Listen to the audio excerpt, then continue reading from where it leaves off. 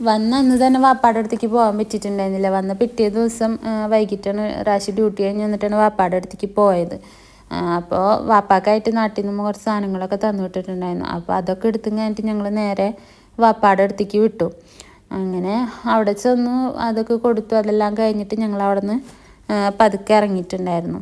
അവിടെ നിന്ന് ഇറങ്ങിയിട്ട് ഞങ്ങൾ നേരെ പോയത് കുറച്ച് സാധനങ്ങൾ വാങ്ങാനായിരുന്നു. ക്ലീനിങ്ങിനുള്ള സാധനങ്ങൾ വാങ്ങാനായിരുന്നു. ഫസ്റ്റ് ക്ലീനിങ് ചെയ്യാം. അത് കഴിഞ്ഞതിന് ശേഷം ഫുഡ് വെക്കാനുള്ള സാധനങ്ങളൊക്കെ വാങ്ങിയിട്ടുണ്ടെങ്കിൽ പിന്നെ പണി എളുപ്പമായിരിക്കുള്ളൂ.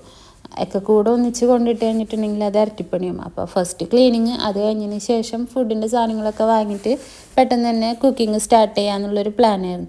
അങ്ങനെ അവിടെ നിന്ന് അത്യാവശ്യം സാധനങ്ങൾ മേടിച്ചിട്ട് ബില്ല് ചെയ്ത് കഴിഞ്ഞിട്ട് ഞങ്ങൾ അവിടെ നിന്ന് ഇറങ്ങിയിട്ട് ഞങ്ങൾ നേരെ പോയത് ഭക്ഷണം കഴിക്കാനാണ്. അങ്ങനെ അത് കഴിഞ്ഞിട്ട് ഞങ്ങൾ പിന്നെ നേരെ വീട്ടിലേക്ക് പോയി. അപ്പോൾ താഴെ ഞാൻ നാട്ടിൽ നിന്ന് കൊണ്ടുവന്ന പെട്ടി പൊട്ടിക്കുന്ന വീഡിയോയുടെ ലിങ്ക് കൊടുത്തിട്ടുണ്ട്. ആ ലിങ്കിൽ ക്ലിക്ക് ചെയ്ത് കഴിഞ്ഞിട്ടുണ്ടെങ്കിൽ ആ വീഡിയോ കാണാം.